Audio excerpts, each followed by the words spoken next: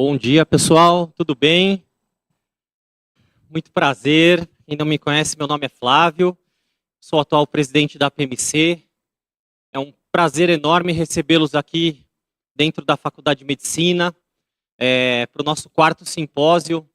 A gente carinhosamente intitulou Ciência no Campus, porque acho que quando a gente traz essa discussão para o ambiente universitário, né, isso reforça o nosso compromisso com a ciência, com a saúde, com a educação. E já tivemos, né, nos últimos simpósios, uma média de 150 inscritos em cada um dos simpósios, né? Foi muito legal. Só que eu estou muito feliz porque nesse simpósio de dor, acho que é um assunto de bastante interesse. Hoje até nós batemos nosso recorde de inscrições, né? A gente está programado para ter 80 pessoas aqui presenciais, né? Além de conhecimento, aprendizagem, ter um bom networking com os colegas, né? E tem quase 180 pessoas online, né, do Brasil todo, né, e alguns colegas de fora do Brasil também, Argentina, acompanhando a gente, para a gente tentar trazer para vocês o que há de mais inovador, né, dentro da prática da medicina canabinoide. Um simpósio montado com muito carinho, a programação feita pelo Dr. José Wilson, que será nosso primeiro palestrante. Então gostaria, né, de apresentar o Dr. José, agradecer, antes de tudo, agradecer a presença, né, de todos vocês aqui, que, né, 7 de dezembro, todo mundo cansado, desgastado, né, mas estão aqui estudando no sábado de manhã.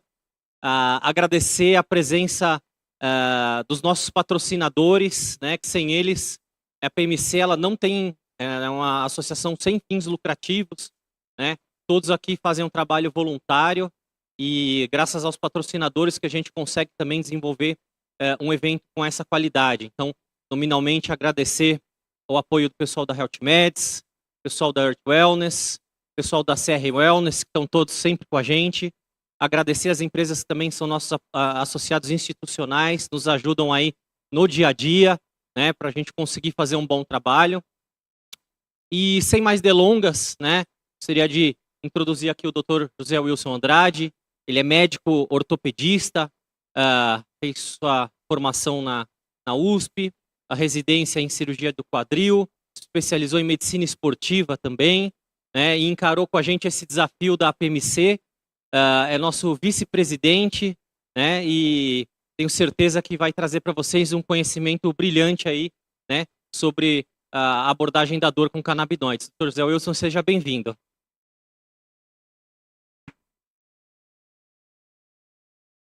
Bom dia, gente. Obrigado pela presença de todos vocês.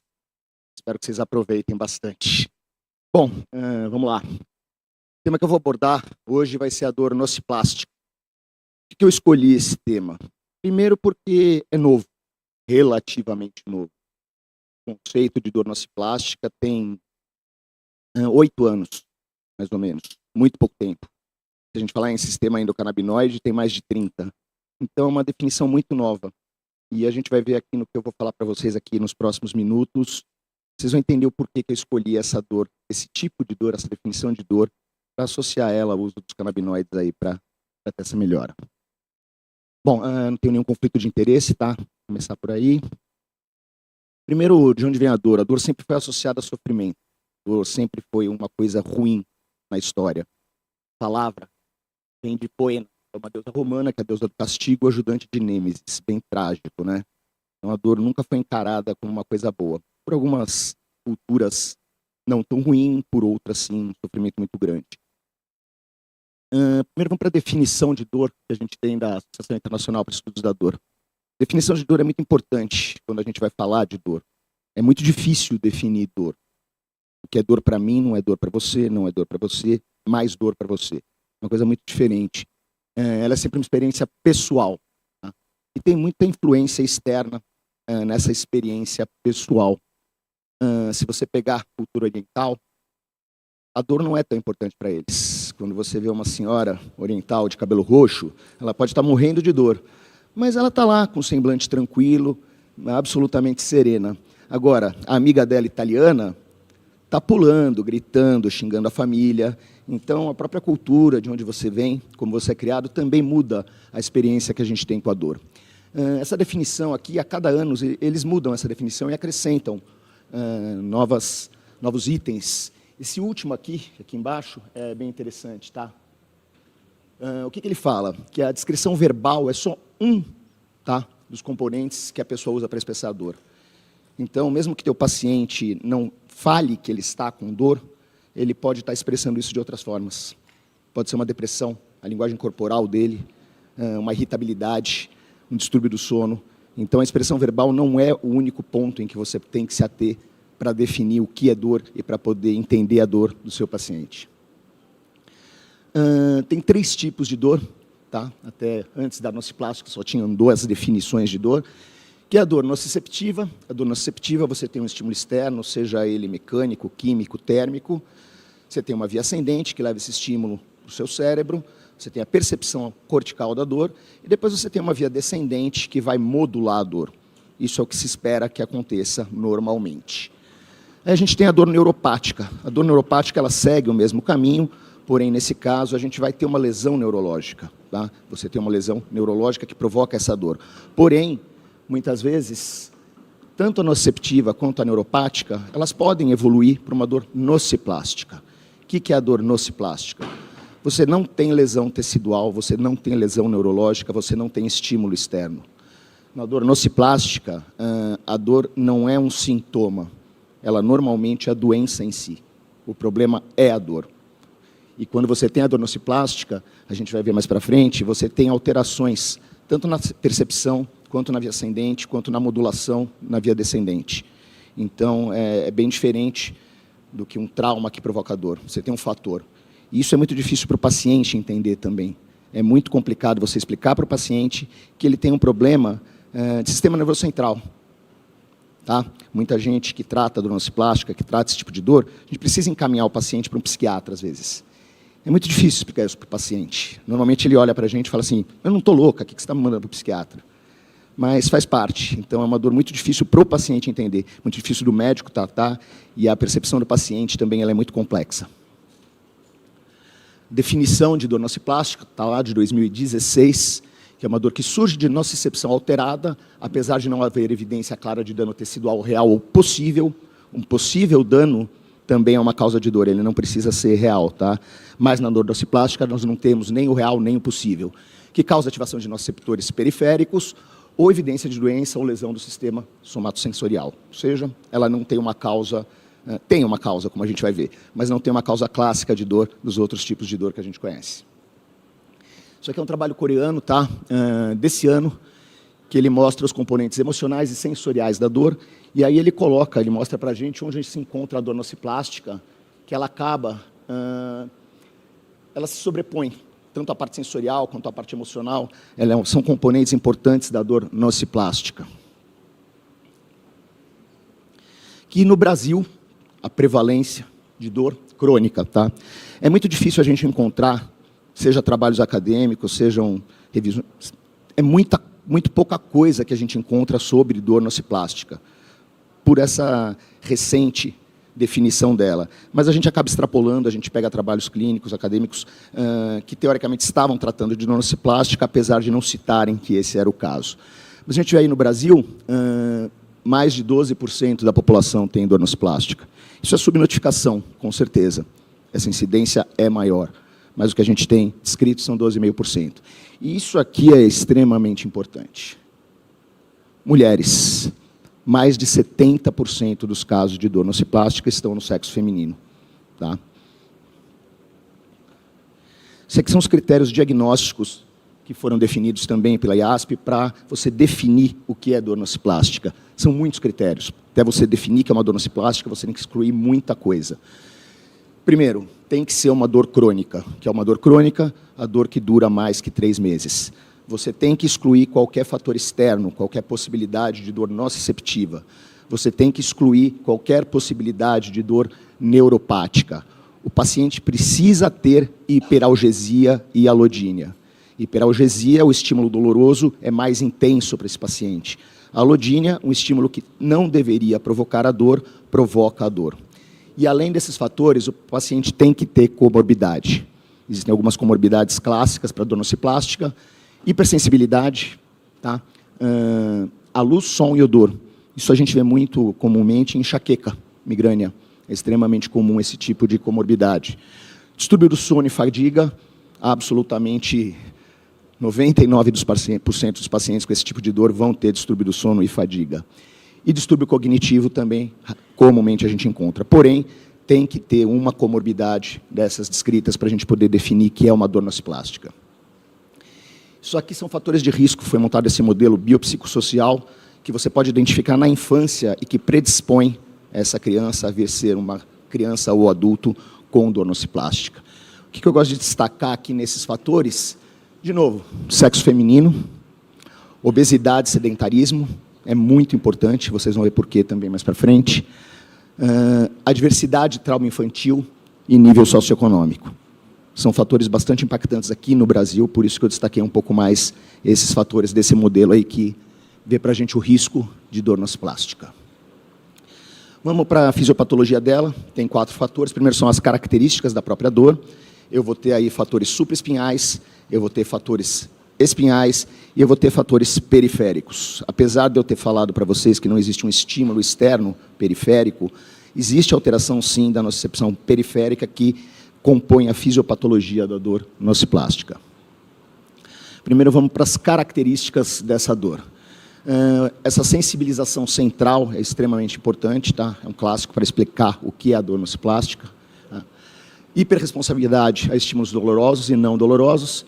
Os sintomas associados são as comorbidades que eu acabei citando na imagem anterior, não vou repeti-las.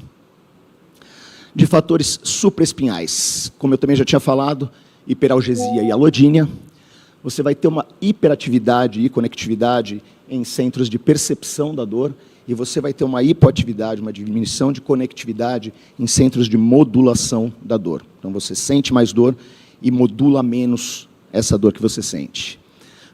Você tem esse aumento de substância P, o neuropeptídeo e do glutamato, o neurotransmissor, no líquido cefalorraquidiano. Essas 2 substâncias são essenciais aí no processo de nocicepção, tá? São os 2 transmissores, os mensageiros da dor que a gente tem no cérebro. E você tem uma inibição GABAérgica. O GABA seria muito importante na parte inibitória da nossa dor. A gente tem alteração anatômica, isso é bem interessante, tá? Você tem flutuação no tamanho e forma de substância cinzenta e branca no paciente com dor nociplástica. Você tem uma alteração anatômica do cérebro desses pacientes. Vamos para os fatores espinhais. Aqui o que é importante, o que é mais importante desses bullets que eu coloquei aqui. Esse fenômeno de wind-up, ele é muito importante na definição de dor nociplástica e como você define isso. Se você tem estímulos repetitivos de dor, você vai ter uma percepção amplificada dessa dor. Tá? Tudo que eu falar aqui, vocês vão ver que vai se sobrepor. Dificilmente a dor nociplástica, ela pode estar acompanhada de uma dor nociceptiva, ela pode estar acompanhada de uma dor neuroplática. Você não precisa ter um diagnóstico puro, você pode ter um acompanhamento de todos os componentes dos outros tipos de dor. E aqui o sistema imunológico, o sistema nervoso central, células da glia, que se ativadas de uma certa maneira vão provocar uma neuroinflamação. A gente vai ver mais para frente também, isso é extremamente importante também quando a gente fala não só de dor nociplástica, mas também de qualquer doença neurodegenerativa, também se aplica aos conceitos que a gente vai ver depois. E fatores periféricos, o que é importante? Você tem essa expansão de campo receptivo. O local onde você sente a dor, ele tem uma expansão, e além dessa expansão, aumentam esses canais de sódio. Tá? Então, você aumenta os gatilhos que você tem naquele ponto, que vão desencadear a dor do paciente. Aqui a gente falou das células da glia. Tá? O que acontece? Quando elas estão em repouso, elas estão num fenótipo que a gente chama de M0, estão lá quietinhas, em stand-by, aguardando alguma ativação, se necessária. A ativação clássica dela é esse fenótipo M1, e o que acontece nesse fenótipo? Ele é pró-inflamatório, certo? É isso que vai causar uma neuroinflamação. A inflamação está na base da dor. Porém, existe um fenótipo M2, que é uma ativação alternativa das células da microglia, e aí o que vai acontecer?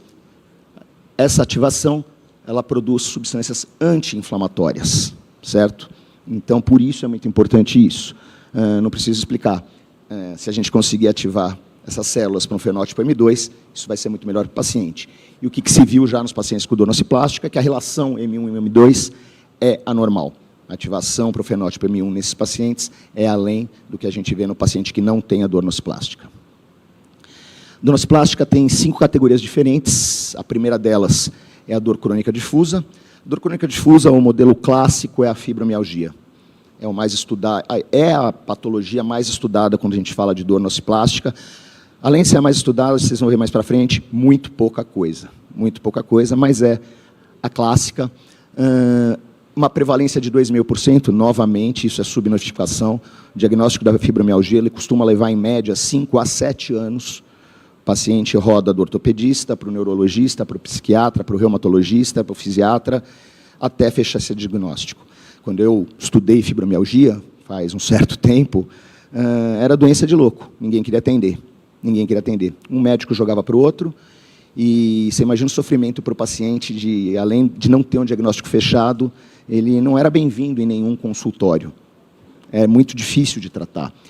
Basicamente mulher, mais de 80% dos casos em mulher, e normalmente entre 25 a 40 anos é o início da fibromialgia.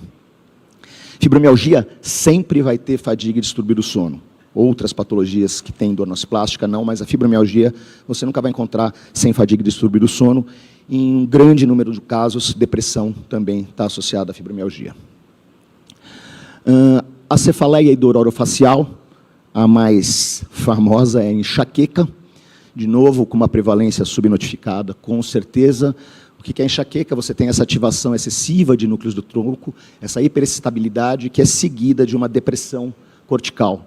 Isso altera tônus vascular, trigêmino vascular, e essa alteração vascular que vai causar a dor no paciente. Como eu falei, a morbidade mais clássica desse tipo de dor é a hipersensibilidade, seja som, luz, odor, é extremamente comum da gente encontrar. Na cefaleia orofacial, é importante a gente destacar aqui a presença da odontologia, disfunção temporomandibular, ardência bucal, dor orofacial, não está aqui também, mas neuralgia do trigêmeo. Para o dentista é muito importante esse conceito de dor nociplástica, que a maioria dos problemas dolorosos que eles vão tratar acabam se encaixando nessa categoria. Dor visceral, o que a gente vê com mais frequência, síndrome do intestino irritável, dor abdominal e alteração na evacuação. Também um diagnóstico muito difícil e que raramente vocês vão ver vai ser encontrado isoladamente. Dor complexo regional, era a distrofia simpático-reflexa, que ela pode ter lesão neurológica ou não, e também é um tipo de dor nociplástica. Isso aqui também é muito difícil de tratamento. Na ortopedia, eu vi poucos casos, os que eu via normalmente eram em pós-operatório, pacientes que no pós-operatório evoluíam. Para mim era a distrofia simpático-reflexa, hoje é a dor complexa regional. E a dor musculoesquelética. E aqui, eu tenho certeza que todo mundo que está aí sentado já sentiu dor nas costas, lombalgia, certo? Mas aproximadamente 90% das pessoas têm lombalgia em algum momento. Raramente alguém não vai ter lombalgia. E desses 90%, 40% não tem nenhuma causa identificada. É uma dor inespecífica. É a maior causa de afastamento laboral do mundo. Tá? Quando o paciente chega lá com uma hérnia de disco, com uma osteoporose, é fácil, você identifica o problema. Mas a maioria dos pacientes com lombalgia, a gente vira eles do avesso e você não encontra causa nenhuma. Também é uma causa de dor nociplástica. Isso aqui é muito legal e a gente precisa prestar muita atenção quando a gente trata um paciente que a gente acha que tem dor nociplástica. Tem que investigar outras patologias. Tem esse overlapping. Dificilmente você vai encontrar um paciente só com um tipo de dor nociplástica. Você não vai encontrar um paciente só com fibromialgia, só com enxaqueca. A gente vai encontrar a sobreposição delas. Nesse slide aqui, o que a gente vê? Olha a fibromialgia, que está aqui. Não chega a 10% dos casos de fibromialgia em que tem apenas fibromialgia. E você vê que em 24% dos casos, você tem a sobreposição dessas 5 patologias que foram estudadas aqui nesse estudo. Que são o quê? A dor lombar inespecífica, distúrbio temporomandibular, a cefaleia e a síndrome do intestino irritável com a fibromialgia. Nenhuma delas, você vê que ela isoladamente você pode identificar. A que você mais encontra isolada é a cefaleia. E mesmo assim não chega a 50%. Então, se pegou um paciente com dor nociplástica, você tem que investigar outras patologias associadas. Você vai encontrar. Dificilmente você não vai encontrar. Qual o tratamento não farmacológico, que é extremamente importante para esse tipo de dor? Você não vai conseguir um bom resultado nesses pacientes se você não associar o tratamento não farmacológico. Tá? Não é uma regra, claro, mas na grande maioria ele é essencial. Em muitos casos, eu diria até mais importante que o tratamento farmacológico. E no que consiste esse tratamento não farmacológico? Primeiro, atividade física. Ela é essencial para esse tipo de paciente, o que também é uma dificuldade para o médico. O paciente chega no consultório morrendo de dor e eu falo, vai para a academia. Você está louco, doutor? Eu aqui estou com dor, não estou conseguindo me mexer. Precisa de atividade física, ela é essencial. A atividade física ela tem um potencial analgésico. Hoje a gente já sabe que a atividade física aumenta os níveis de endocannabinoides circulantes, tanto a anandamida quanto o 2-AG. Aquela história do barato do corredor, runner's high, que é o corredor de longa distância, a maratona, que chega num certo ponto da prova, ele tem um barato, ele entra num flow, ele para de sentir dor. Ele sublima aquela dor, aquele cansaço, aquele esforço, e continua a prova com menos dificuldade. Durante muito tempo se justificou isso pela produção de endorfina. Nunca foi comprovado. Aumenta sim, mas não o suficiente. Porém, já foi comprovado esse aumento de anandamida e 2-AG, que são endocannabinoides. Então, hoje, sim, é um fato que esse sintoma, esse barato do corredor, é uma ativação do sistema endocannabinoide e não da endorfina. Terapia cognitivo-comportamental também é essencial. Por quê? Aquilo que eu falei, o paciente tem que entender esse tipo de dor. É muito difícil ele aceitar que não existe uma lesão tecidual, que todos os exames laboratoriais dele são normais, que ele tirou o raio-x, ele fez o ultrassom, ele fez a ressonância e é tudo normal, e ele sente dor. É difícil o paciente aceitar isso. Então, a terapia é importante para ele aprender a conviver com essa dor, para essa dor passar a fazer parte da vida dele, não como uma coisa normal. Dor não é normal, mas ele tem que aceitar essa dor. Então, isso é muito importante para os pacientes, principalmente fibromialgia. Para a fibromialgia, a terapia cognitivo-comportamental é extremamente interessante o resultado. Fatores nutricionais também são muito importantes. Essa figura que tem aqui, a gente mostra aqui a dieta com ômega 6 e ômega 3. A proporção ideal dessa dieta seria 4:1. 4 de ômega 6 para 1 de ômega 3, que é o que a gente encontra numa dieta mediterrânea. O que acontece? Não é o padrão do mundo. O padrão do mundo é a dieta ocidental. O que a gente tem? 20:1, 30:1. Muito mais ômega 6 do que ômega 3. O que acontece? Esses ácidos graxos, eles são os substratos, são os insumos dos endocannabinoides. Então, dependendo do tipo de ácido graxo que a gente tiver, você vai produzir um tipo de endocannabinoide. Quando você tem muito ômega 6, você vai produzir mais anandamida e mais 2-AG. Você já está com uma dieta rica em gordura, em ômega 6. Você produz mais anandamida.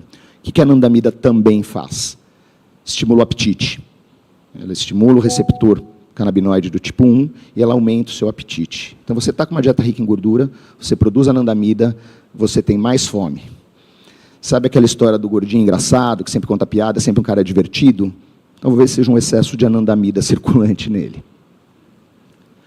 Isso aqui também são fatores nutricionais que têm bastante impacto na fibromialgia. O que eu vou salientar aqui, o que eu vejo com mais importância é carboidrato. A restrição de carboidrato nesses pacientes, ela normalmente tem um efeito benéfico. Vitaminas do complexo B, isso já é bem antigo, não é nenhuma novidade, que elas têm um grande potencial, aí, um efeito antinociceptivo, e a combinação dela a gente encontra em diversos analgésicos ou corticoides que a gente usa rotineiramente. E aqui a gente tem a Organização Mundial de Saúde, como tratar a dor, como você trata a dor. Eu vou meter mais aqui a escada, tá? Que é um clássico aí quando a gente fala de dor. Esses 3 degraus da escada, o que você usa? No primeiro degrau, um analgésico simples, não opioide, tá? Um Tilenol, uma dipirona. No segundo degrau, você vai associar, junto com a dipirona, pode usar um opioide leve, tá? Um anti-inflamatório também se usa. E no terceiro degrau, você ainda entra com opioides que têm uma maior potência. Isso já mudou, tá? Agora se colocou um 4º degrau nessa escada. Esse 4º degrau são procedimentos invasivos, normalmente minimamente invasivos. Hoje se faz muita infiltração, ablação neuronal nesse tipo de dor. Muitas vezes com mau resultado, porque, como eu falei, o problema muitas vezes está em sistema nervoso central. Então, o paciente tem aquela dor lombar inespecífica, não raramente ele faz uma infiltração, 2, 3, e a dor não regride, porque não é lá que está o problema. Essa escada que vocês estão vendo aqui à direita, é só uma analogia, é daí que saiu Stairway to Heaven. Isso aqui é um túmulo em Petra, que é uma cidade da Jordânia, e todo túmulo ele tem essa escadaria que leva para o céu. Esses tempos de espera, quando tratar a dor, também da Associação Internacional para Estudos da Dor, eu não concordo com isso, tá? Opinião minha, tá? Não leve muito a sério, mas, assim, como eu falei, a dor é muito subjetiva. Então, o tempo para tratar a dor depende de quanto aquela dor está impactando o paciente. Então, eu acho muito complicado você levar em conta um protocolo de quando você vai tratar a dor. O paciente que sabe quando a dor tem que ser tratada. E aí, de novo, o que a Associação Internacional para Estudos da Dor fala? Que não existe evidência para o tratamento de dor com canabinoides. Isso eu não preciso falar para vocês que eu não concordo, tá? Mas é a posição atual que eles têm. E muito por quê? Porque eles têm receio de uso recreativo, não, que não gostam mais que fale assim, é o uso adulto. Eles acabam tendo essa interferência em tentar coibir o uso adulto e o tratamento da dor, que não é a minha visão, não é a visão de quem trabalha com canabinoides. Mas é isso que eles preconizam hoje. Isso aqui é um trabalho que saiu esse ano, mas ele já é um pouco mais antigo, que foi um mapa de evidências que está na BIREME, é interessante consultar, que aqui a gente tem 194 trabalhos, revisões, tá, que foram incluídas nessa revisão. E a gente vê quando essas barras estão verdes, essas barras indicam que a gente tem um efeito positivo. E quanto mais fina essa barra, significa que você tem um estudo com maior relevância, com maior robustez. 52 desses 194 estudos estão relacionados à dor. Você vê ali o segundo, alívio da dor, lá embaixo você vê dor crônica. A grande maioria tem resultado positivo, desses 52 estudos. Tá? Isso aqui é legal vocês darem uma olhada no site da BIREME, é fácil de consultar. Você pode separar por patologia, por tipo de canabinoide, é bem legal, e ele te levanta as referências que foram usadas para cada patologia. Aqui é só a definição do Ministério de Saúde para tratamento da dor, que quando você não tem um resultado eficaz com analgésicos ou opioides, como é que a gente funciona aqui? Entra com anticonvulsivante e antidepressivo. E nada contra eles, são extremamente importantes no uso da dor, mas é isso que a gente tem aqui, isso só do Ministério da Saúde, só para vocês olharem. Tratamento medicamentoso clássico. Anti-inflamatório hormonal, analgésico simples, opioide, relaxante muscular, eles não têm resultado para dor nociplástica. Não adianta o paciente que está com dor nociplástica tomar uma Novalgina, tomar um Voltaren, ele não vai melhorar. Tá? O que a gente usa classicamente? Inibidores de recaptação, serotonina e noradrenalina, milnacipran, duloxetina, os dois são medicamentos aprovados pelo FDA para tratamento de fibromialgia. A gente tem os anticonvulsivantes, mais comumente a gabapentina e a pregabalina. De antidepressivo, se usa muito a amitriptilina, mas principalmente para distúrbio do sono. Os pacientes usam a amitriptilina, não para o tratamento da dor, mas para o distúrbio do sono, que quase sempre está presente no paciente, não só com dor nociplástica, com qualquer tipo de dor crônica. E a naltrexona. Naltrexona é um antídoto de opioide, tá?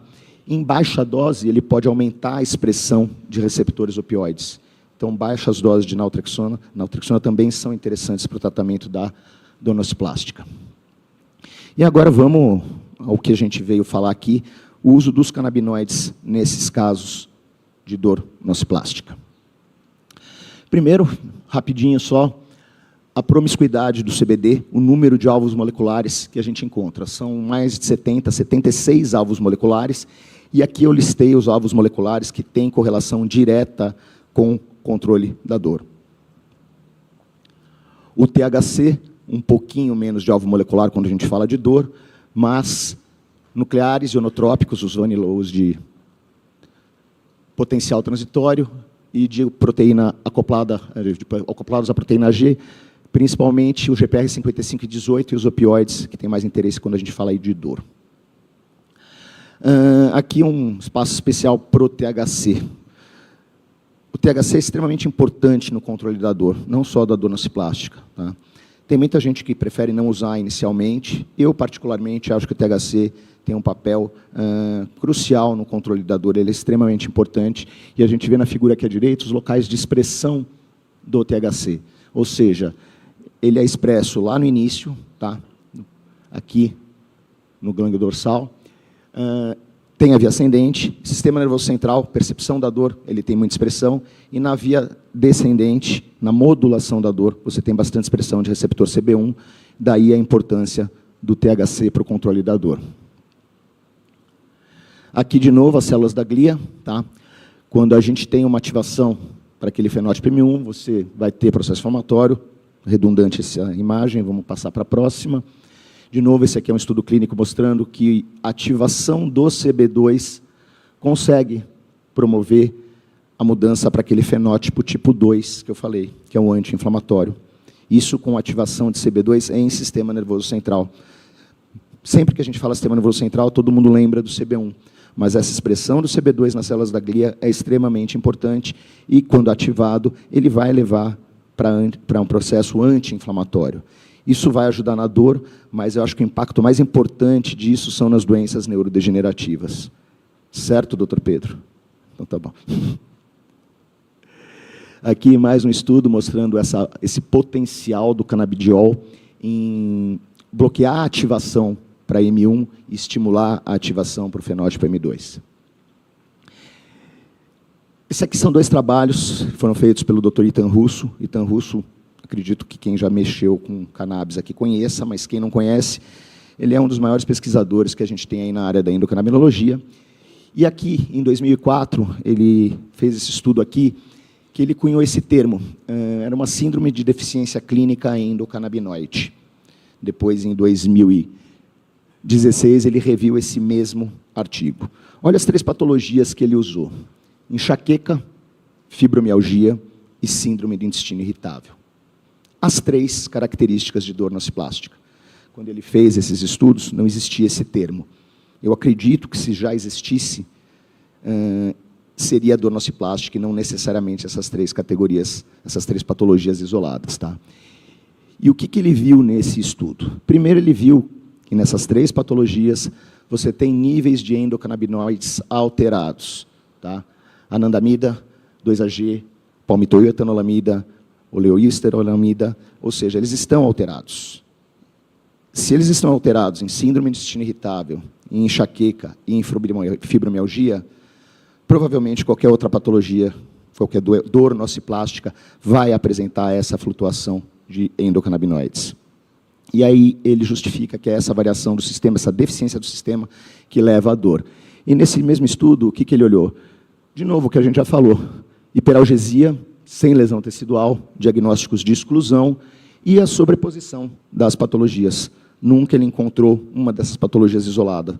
Ela sempre está sobreposta. Então, na minha humilde opinião, ele acabou fazendo estudo sobre dor nociplástica com o sistema endocannabinoide, que é um estudo bem conhecido dele. Nesse mesmo estudo, ele mostrou a comparação entre as 3 drogas aprovadas pelo FDA para fibromialgia, que é a duloxetina, o milnacipran e a pregabalina, com a cannabis. O gráfico fala por si só. É gritante o benefício que tem quando a cannabis é correlacionada com essas 3 drogas. É claro que tem um viés grande, tá? Quando a gente fala cannabis, fica muito amplo o nosso espectro, a gente não sabe exatamente o que foi usado, e é uma das grandes críticas dos críticos em relação aos estudos realizados com cannabis, porque a gente não consegue identificar qual é o componente da cannabis que está tendo aquele efeito, certo?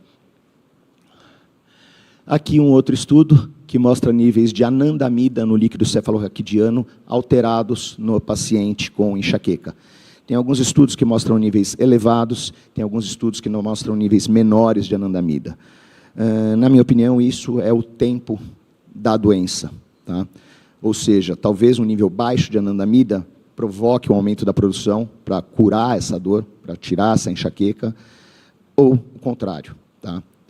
Mas o que tem é que a gente tem alteração de endocannabinoide no líquido cefalorraquidiano. Aqui, de novo, níveis plasmáticos aumentados de OEA e SA em fibromialgia, tá, com uma relevância estatística significante. e níveis de PEA e CEA aumentados. De novo, precisa ver em que momento dessa dor nociplástica que esse exame foi feito. Mas o que é importante ressaltar é que existe essa alteração, sim, de endocannabinoides ou endocannabinoides-like circulantes. Aqui a gente tem uma revisão sistemática com meta-análise. Em 16 estudos, 2.030 pacientes, melhora da dor crônica. Aqui em 17 estudos, quase 3.300 pacientes, melhora da qualidade do sono. As comorbidades são muito importantes. Muitas vezes você nem foca na dor em si.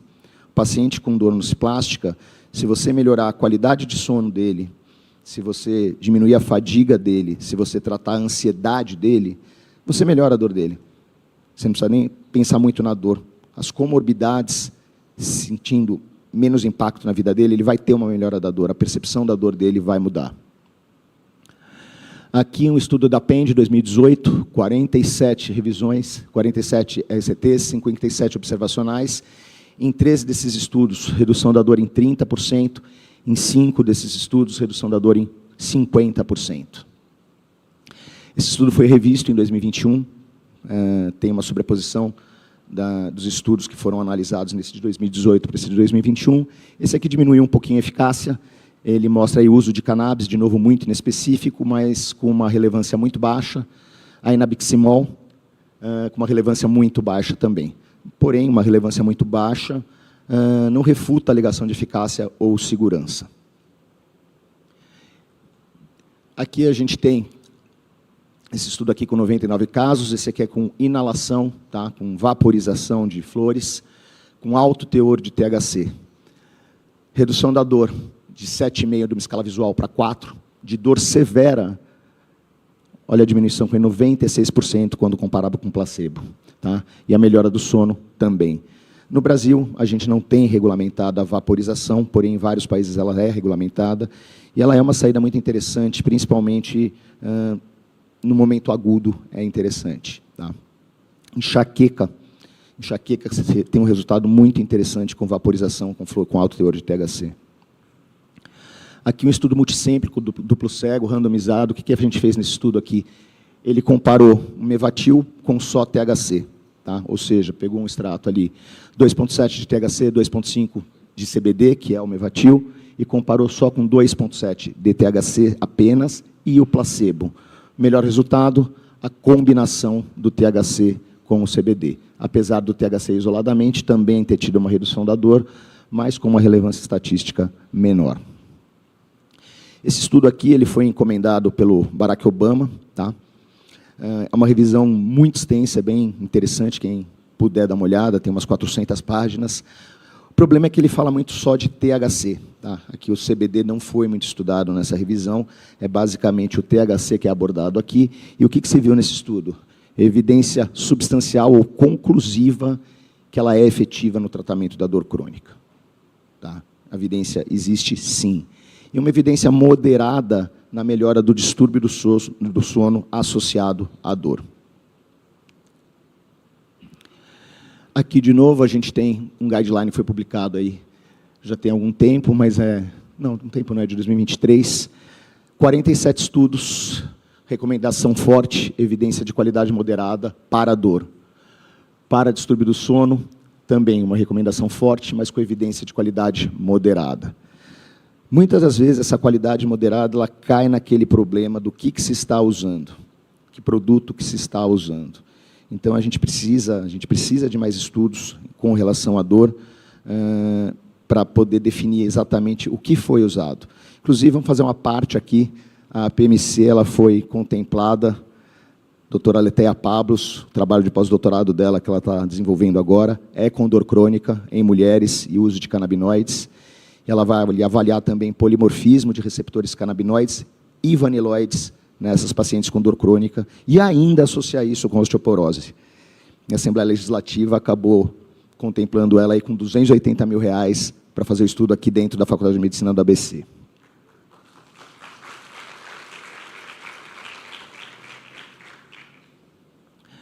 Aqui, estudos randomizados, duplo cego, com fibromialgia. Existem 4 apenas. Só 4 estudos na literatura. Não é nada. é muito pouco, relacionado à cannabis, claro. Porém, nos 4 estudos, resultados positivos. Positivos, mas vamos lá de novo. THC, THC, THC, THC. Apenas esse estudo aqui do canto superior direito, que foi com bediol, é flor, aí foi vaporizado, que é balanceado THC e CBD, mas nos outros 3 estudos é o THC que mostrou um resultado interessante. Não é o que eu vejo no meu dia a dia, tá? Não é o que eu vejo no meu dia a dia. Normalmente o CBD é extremamente importante também, e alguns pacientes têm melhora assim só com CBD, tá? Mesmo que não seja um full spectrum. Tem paciente que tem melhora da dor apenas com CBD. Mas é a minoria. A maioria deles, eu tenho a necessidade de acabar associando o THC. Essa revisão aqui é para enxaqueca. Também, de novo, a grande maioria dos estudos, vaporização. Na enxaqueca é muito comum a gente encontrar estudos com vaporização. Todos com resultados positivos. Apenas os últimos 2 estudos ali, um com dronabinol e um com nabilona, também com resultados positivos. Dor lombar. Tem uma revisão sistemática só que fala de dor lombar e uso de canabinoides para o controle. Apenas 4 estudos, 110 pacientes, e o que se usou? De novo, nabilone, dronabinol, THC. Tá? Todos esses estudos, resultados positivos. Aqui foi um estudo que estudou a cefaleia provocada por excesso de medicamento. É muito comum o paciente estar com enxaqueca, toma 1, toma 2, toma 3, toma 4, de repente ele desenvolve uma cefaleia que não é mais a originária, e sim pelo excesso de medicamento. E aqui se comparou o nabilone, 0,5 miligrama por dia, com 400 miligramas de ibuprofeno. O nabilone teve um resultado positivo não apenas na escala visual de dor, mas como na diminuição de drogas associadas de outros medicamentos analgésicos que estavam sendo usados para tratar a enxaqueca. Aqui, o que a gente tem? 218 pacientes, uma variação de extrato de 1:1 a 5:1 CBD para THC. De novo, é muito complicado quando a gente tem esse tipo de variação, isso aqui atrapalha muito na qualidade do estudo, o que funcionou, por que funcionou. De qualquer maneira, desses 218 pacientes, tinham 43 usando opioide no início e apenas 9 após 6 meses. Não vou falar mal de opioide aqui, senão eu vou tomar bronca. Eles são importantes e eles podem funcionar muito bem. O PEA, a palmitoietanolamida, está tendo um resultado muito interessante com a dor. O PEA ele não interage com nenhum dos receptores canônicos, ou seja, CB1 e CB2. A ação vai estar muito mais direcionada ao GPR55 e ao nuclear, o PPAR-alfa. Tá? Esse estudo é mais antigo, tem uma variação de dose muito grande, 150 a 1.200 miligramas, mas com resultados positivos. Esse estudo é um pouco maior, é um pouco mais recente também, quase 1.000 pacientes, e olha a relevância estatística que a gente tem na eficácia em relação ao grupo controle. Com desfecho primário, como sendo a dor, que é o que interessa para a gente, secundário, melhorou a qualidade de vida, mas um desfecho secundário a gente não pode dar tanto valor para ele. Aqui, de novo, pacientes com fibromialgia, se pegou as 2 drogas padrão, duloxetina e pegabalina, tá? Um antidepressivo e um anticonvulsivante, e se associou ao PEA. A associação do PEA mostrou uma melhora da eficácia no poder analgésico dessas medicações. De novo, a palmitoietanolamida, aqui com doses que a gente usa correntemente, doses mais recentes, habitualmente são essas doses que a gente acaba utilizando, 600 a 1.200 miligramas, também 80 pacientes, um número razoável, com respostas significativamente positivas em relação ao placebo. Aqui, canabigerol, só para dar uma pincelada num outro fitocannabinoide, sem ser o CBD e o THC. Isso aqui é um estudo do Ethan Russo também, ele pegou 127 pacientes, e bem genérico o estudo, produtos com CBG. Mas por que esses pacientes procuraram produtos com CBG? 40% por dor crônica, e desses 40%, 74% acharam o produto com CBG mais eficaz. Enxaqueca, 18%, pouco mais da metade achou o CBG mais eficaz. E 13% desses pacientes por síndrome do intestino irritável, porém, esses 13 pacientes, mais de 80% achou que havia uma superioridade em relação ao placebo. Isso aqui, para mim, que sou ortopedista, é interessante, para quem é dentista também acaba usando bastante. É o plasma rico em plaquetas, a gente usa para infiltrações, seja articulares, sejam locais em que você tem dor, você faz esse infiltrado, você extrai o sangue do paciente, centrifuga esse sangue, concentra as plaquetas e infunde no local da dor do paciente. O que se observou nesse plasma rico em plaquetas? Uma alta concentração de endocannabinoides. Anandamida, 2-AG, PEA e OEA. O PEA com 54% dessa concentração. Ou seja, nesse infiltrado que a gente usa, rico em plaquetas, existe muito endocannabinoide concentrado. Esse aqui é um estudo legal, só com terpenos. Aqui só se utilizou os terpenos comparados à morfina. Tá? Terpeno comparado à morfina. Olha os resultados. Pineno, muleno, beta-cariofileno, linalol e geraniol. Todos eles mostraram um potencial superior à morfina. E quando combinados, com um aumento muito grande da potência. Você viu a última barra de todos os gráficos ali? É quando você combina o terpeno com a morfina. Isso aumenta muito o potencial analgésico. Aqui, acupuntura. Uma outra maneira de você tratar a dor nociplástica, qualquer tipo de dor, é a acupuntura. E o que se observou? Que a acupuntura, determinados pontos de acupuntura, também aumentam os níveis de endocannabinoides circulantes. Tá? Qual que é uma grande barreira que a gente encontra quando vai tratar dor com o cannabis? Posologia é o mais difícil. Por quê? Aquela história, que todo mundo que já estudou um pouquinho sabe, cada um tem o seu sistema endocannabinoide. Cada um necessita de doses diferentes de fitocannabinoides, ou canabinoides sintéticos que sejam, para poder modular esse sistema. Cada paciente é um paciente único. Essa modulação de dose é o essencial no tratamento, a meu ver. Tem colegas que discordam, que acham que seria importante ter um protocolo com doses definidas. Eu acho que isso nunca vai acontecer. Pelo menos até hoje eu não consegui definir um protocolo de doses.